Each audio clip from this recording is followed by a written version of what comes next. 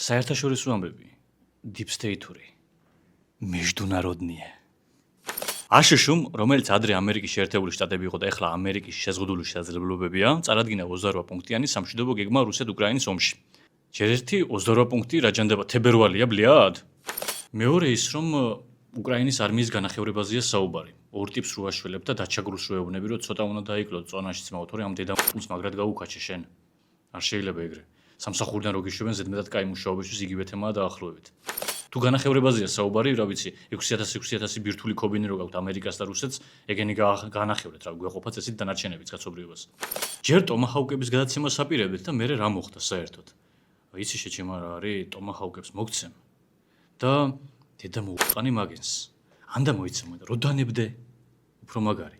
გეუბნები დანებდი და ეგ არის. ეს ტომაჰაუკი ახლა უნდა ესრულო, დაუმიზნო, მოარტყა და არ ჯობია დანებება, ჯარის განახევრება, დონეცკის მიცემა.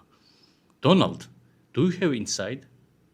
მოკლედ დონალდ ვიღას ახსოვს შენი ეპშტეინური სკანდალი და პედოფილთან მინიმუმ მეგობრობა, რაც იცი.